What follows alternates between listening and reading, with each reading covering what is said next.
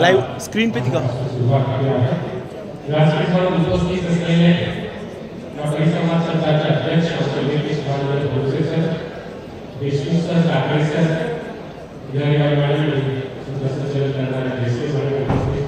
सर्व शिक्षक विभागाचे सर्व अधिकारी आणि शिक्षक बंधू परिसंवादासाठीचा विषय निवड समितीने फार सुंदर पद्धतीने घेतला आहे.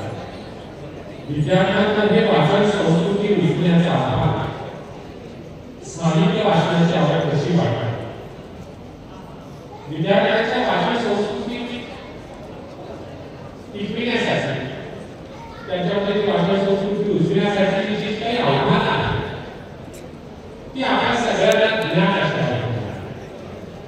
तंत्रज्ञानाचा वापर महत्त्वाचा आहे. Live mobile TV internet live हाँ ये विद्यार्थी पुस्तकापासून वाचनापासून दूर जातो आहे एक सत्य आहे हे आपल्याला मान्य करावे.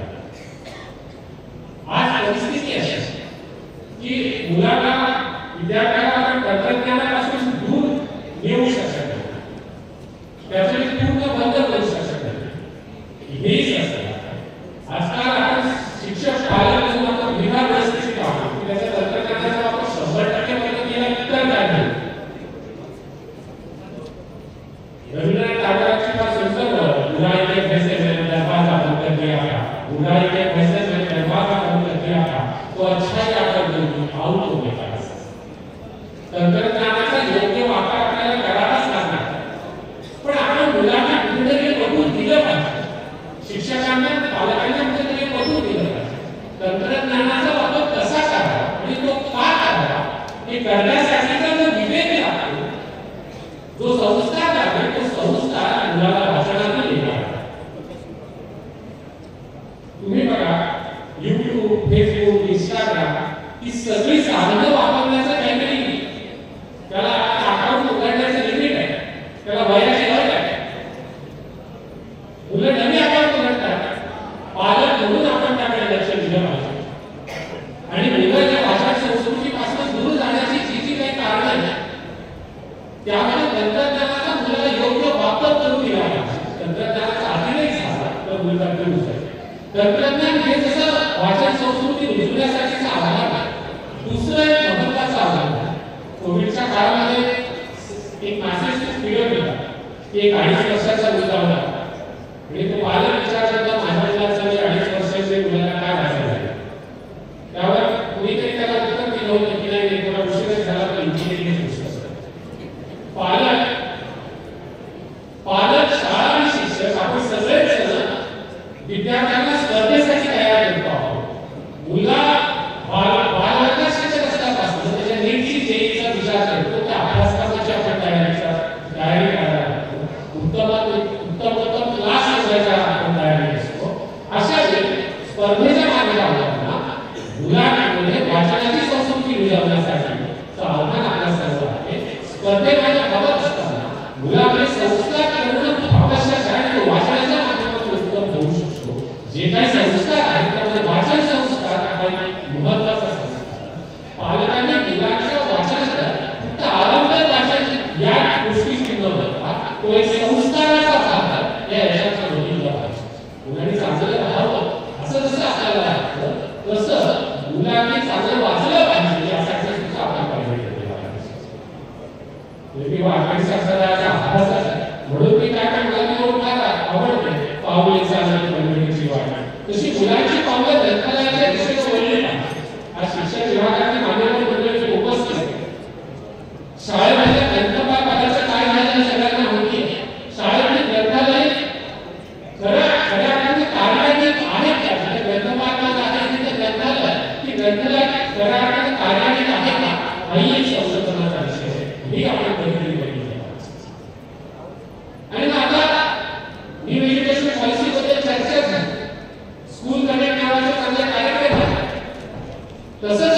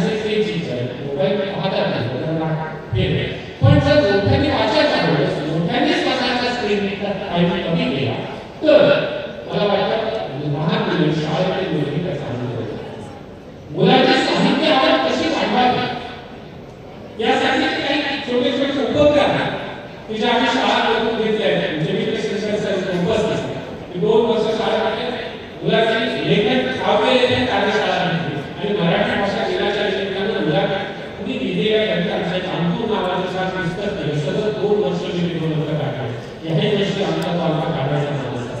असा प्रयत्नपूर्वक आपल्याला करायला लागेल. हल्ली वाचन करायला आवडत नाही आणि मोबाईल बघायला आवडतो.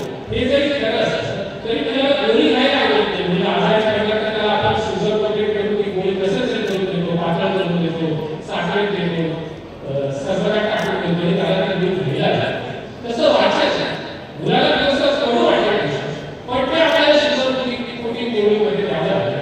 मग शाळेमध्ये मुलाच्या वाचनासाठी काही कार्यशाळा घेता येतात. मुलांना त्यातून साहित्य वाचन आवड वाढवता येते का हाही विचार केला मुलांच्या ज्या काही स्पर्धा असतात त्या स्पर्धांचे स्वरूप आपण थोडंसं बदललं. छान पुस्तकं वाचायला मी माझ्या शाळेच्या ग्रंथालयामध्ये सध्या असा उपक्रम चालू आहे की दररोज परिपाठ आठवड्याला एका वर्गाचा भाग वाचनालयासाठी ग्रंथालयासाठी खुला करून दिला.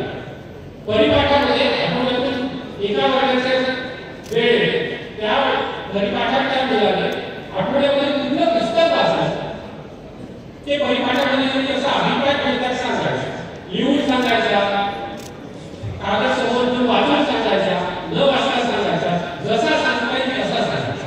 मला माझा त्याला असा रिझल्ट आहे की मुलं परत एकदा ते बारकाईने वाचायला लागले. पुस्तक मध्ये घेऊन जाते आणि सर आपल्या परिपाठात सांगायला प्रयत्नपूर्वक वाचतात, वाचूनच नाही. आणि थोडंसं असे जर प्रयत्न आपल्या शाळांमध्ये राबवले तर मुलांना ते साहित्यावर वाढवायचं. लेखक आणि कवी म्हणजे आपण सगळेजण अभिजात मराठीमध्ये चर्चा करतो, मराठी शाळा केंद्रित असं म्हणतो, वाचन केंद्रित असं म्हणतो, पण ते वाढवण्यासाठी बरीचशी साहित्यिक मंडळी उपलब्ध असतात. साहित्यिक म्हणून आपण मराठी भाषेसाठी काय करतो, मुलांनी वाचलं पाहिजे यासाठी आपण काय करतो हे करतो.